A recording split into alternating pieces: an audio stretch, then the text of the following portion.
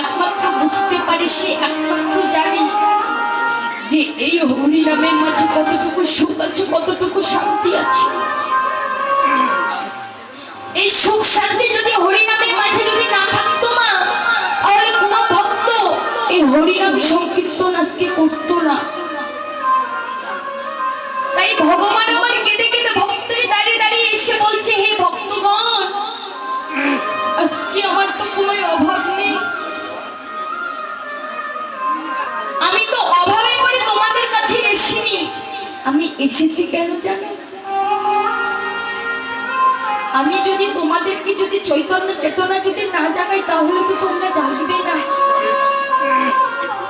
আমি তো এই জগতের বিশ্বের পিতা, যদি আমি পিতা হয়ে যদি সন্তানের যদি চেতনা যদি আমি না জাগাতে পারি, তাহলে আমার তো সেটা ব্যর্থতা হয়ে যাবে। আর আমি যদি একবার তোমাদের ভুল ধারণা যদি ভেঙে আমি যদি চৈতন্য চেতনা যদি জাগাবার চেষ্টা করি, তাহলে তোমরা যদি আমি জাগানোর চেষ্টা করব, তারপরেও যদি তোমরা না জাগাতে পারো, তাহলে এইটাই আমার ব্যর্থতা নয়। তাই যখন অসহায় হয়ে যায়, তখন একমাত্র আমার ভগবানের কথা মনে পড়ে। যে ভক্ত দেখবেন বাবা বিপদে পড়েছে, সে একবার ভগবানকে ডাকবে, আর যে বিপদে পড়ে না, সে কখনোই আমার ভগবানের কথা চিন্তাও করে না। ভগবানের কথা চিন্তাও রাখবে না বাবা। আমরা মায়ের সংসারে আত্ম অহংকার করে ঐশ্বর্য মাধুর্যের মাঝে ডুবে গিয়ে আজকে আমরা গোবিন্দকে ভুলে বসে রয়েছি, আজকে দয়াময়কে ভুলে বসে রয়েছি, যাকে আমাদের মনে করবার কথা ছিল।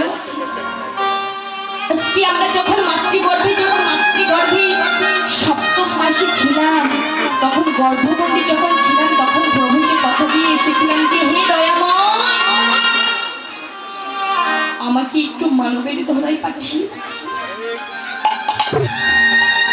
আমাকে মানবের ধরে জন্ম দাও প্রভু, মানবের ধরে যদি আমাকে পাঠিয়ে দাও, তাহলে আমি তোমার নাম করবো, গুণগান করবো, তোমার চরণ সেবায় নিয়োজিত থাকিব।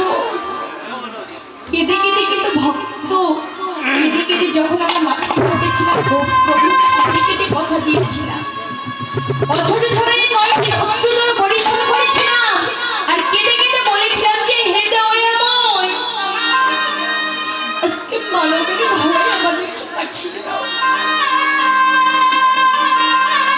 মানবের ধরায় পাঠিয়ে দিলে তোমার চরণে সেবা করবো, তোমার নাম করবো, গুণগান করবো, তোমার সবসময় তোমার চরণে সেবায় নিয়োজিত থাকিব প্রভু। কিন্তু আমরা কি সেই কথা কি আজও রাখতে পারি না? ভগবানকে কথা দিয়েছি, এ কথা ভগবানের মনে আছে, কিন্তু আমাদের মনে নাই। কেন? এই যে আমরা যে স্বার্থের দুনিয়ায় এসে মায়ার সংসারে আবদ্ধ হয়েছি, আমরা যদি মায়ার সংসারে যদি আবদ্ধ না হতাম, মনে হয় ভগবান কি আজকে আমাদের মনে পড়তো?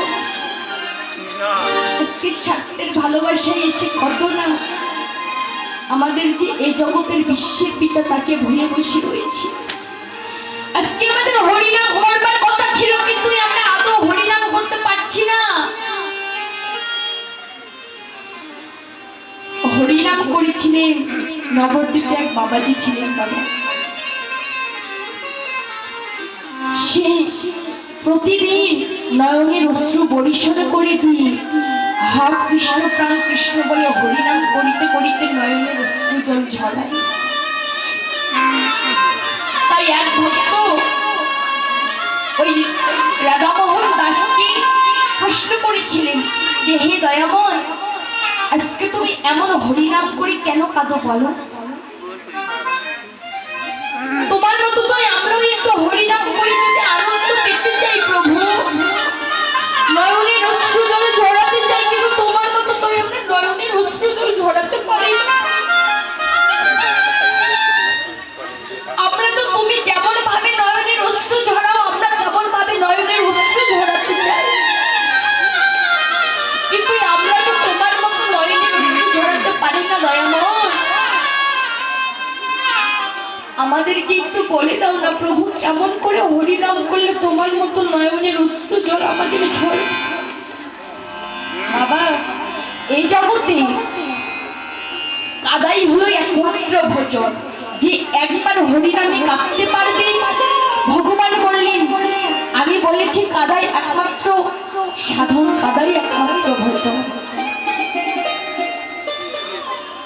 যে হরিনামে কাঁদতে পারি না বাবা, যার হরিনামে নয়নের অশ্রুজল ঝরে না, যার কৃষ্ণ নামে নয়নের বারিশন ঝরে না, সে মহা মহা বৈষ্ণব চরণের অপরাধী।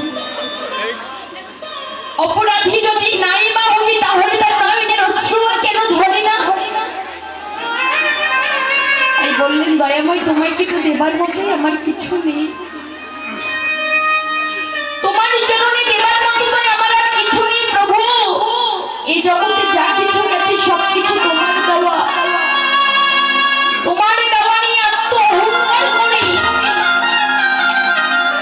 এই জগতে তুমি যা কিছু দিয়েছো সবকিছু তোমার। ভগবান বললেন, ভক্তি আমি দুইটি আঘাত সহ্য করতে পারি না, একটু হলেই